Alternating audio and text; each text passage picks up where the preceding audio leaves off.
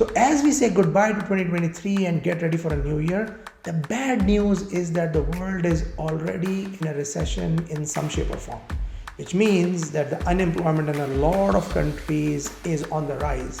And that means that some of you, unfortunately, will be going back to the drawing board and rewriting your CVs and resumes and so on.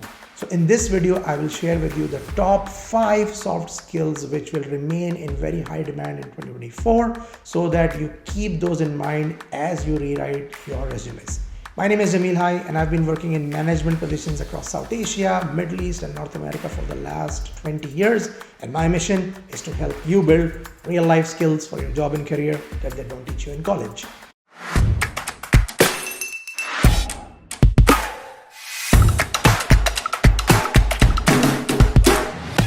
So the first skill is influencing without authority.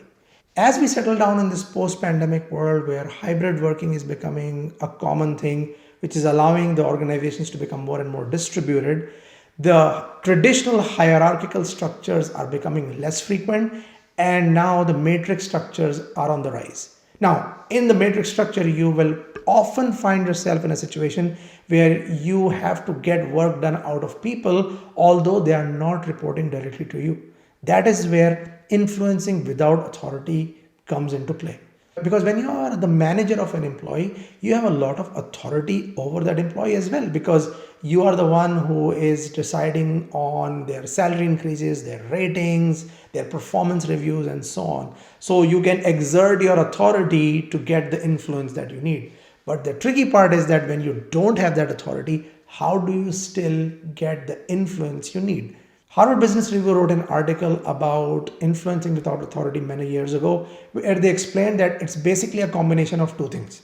Number one, it's constructive persuasion and negotiation.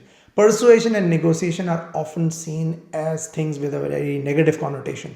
But when you do it constructively, which means that you are bringing in your experiences and your knowledge to pursue your peers or your colleagues, and then you are using that knowledge to negotiate certain things with them, it becomes a very different ballgame. This might sound very confusing to some of you, but let me give you an example. Let's say you are trying to bring in a new practice or a new way of doing certain things in a job, and there is a lot of resistance. Let's say your colleagues don't believe in you because they haven't seen this work. But you can bring in that constructive persuasion by showing them examples where you have seen this implemented, how it delivered business results, and trying to bring in that external knowledge inside. And that gives you a lot of credibility, which will allow you to do that persuasion and negotiation I'm talking about. The other part of influencing without authority is consulting, which is basically trying to get the buy-in of your stakeholders. So sometimes when you are doing this, you may want to spend extra time talking to your colleagues, to your peers, and getting their point of view around certain things, because sometimes people have very strong preconceived notions or opinions. But as you talk through your solution, as you try to answer their questions on how this solution could be different and it could address some of the concerns these people have, then you're having that two-way dialogue. So as you rewrite or update your resume, a very good way of demonstrating influencing without authority is basically using that term, influencing without authority, and giving some very specific examples of how you manage to energize and get work done out of a number of people who are not directly reporting to you. The second most important soft skill is adaptability and flexibility. There are about 20 industries which have changed permanently after the pandemic, and your industry could be one of them. And even if it's not, there is so much of disruptive change coming our way with things like generative AI and machine learning and all these newer technologies that we keep hearing about all the time, that adaptability and flexibility is a very important skill to have. One more skill in this context on which I've made a separate video on is dealing with ambiguity, that how comfortable you are dealing with confusion or lack of clarity, because sometimes people get very concerned or frustrated when they are in a very uncertain position.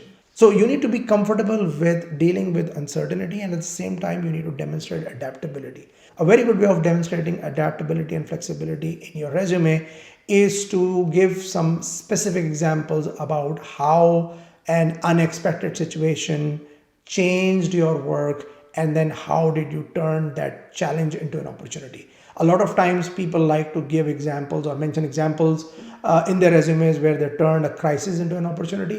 That's a very good way of positioning this skill.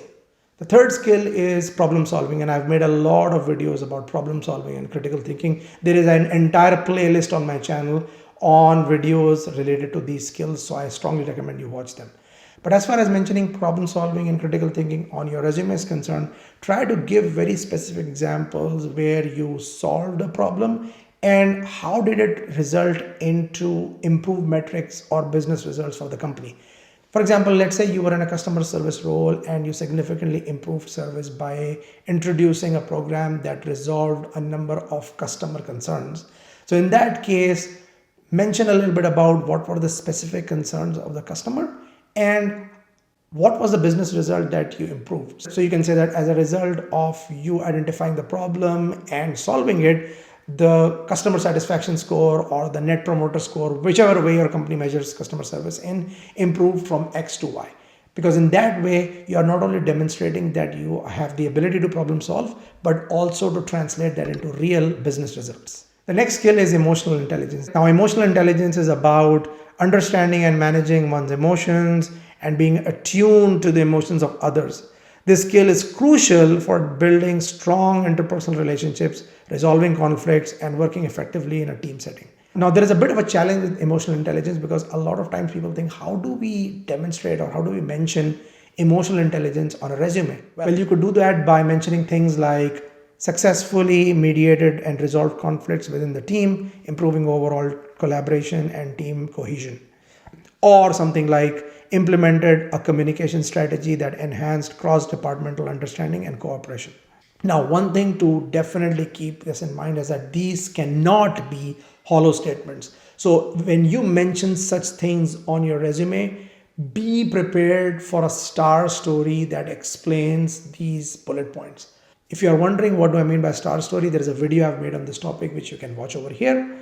But just in a nutshell, a star story is a more detailed context and explanation of how you did that. Because if I'm a recruiter, I'm going to read that line and I'm going to specifically ask you how you resolved the conflict. Because conflict management, once again, is a very important skill on which I've also made another video. But that is why it's so important for you to have a very solid example. Because if you just put that line on your resume and walk into an interview without having a solid example in your back pocket, then you are at the risk of completely losing the trust with the recruiter, because then he or she might think that you have probably just copy pasted your entire resume and you're not the person who you are trying to show on that resume. And that could be very dangerous. And the last and perhaps the most important skill is creativity and innovation. Try to highlight examples where you have come up with out-of-the-box solutions or you have demonstrated creativity. This is very important because with disruptive technologies like artificial intelligence, machine learning, a lot of the highly repetitive jobs will go away. But instead of being scared of technologies like AI and machine learning, you need to embrace those technologies and try to be more creative. Because it's true that a lot of repetitive jobs will go away, but people who can use those technologies or people who can demonstrate creativity will still be in business because they are not doing those repetitive jobs. Their jobs don't look exactly the same for 15, 20, 30 years. Because as you demonstrate creativity, you'll come up with new ideas which you will implement and so on.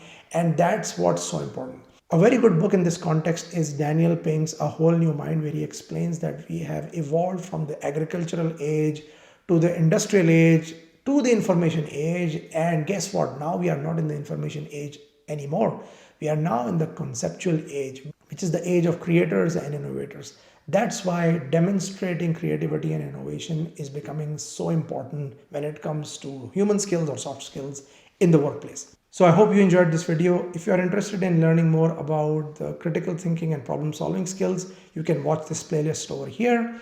And if you are interested more in learning about some of the interview questions I've covered, please click here. Keep watching and Happy New Year.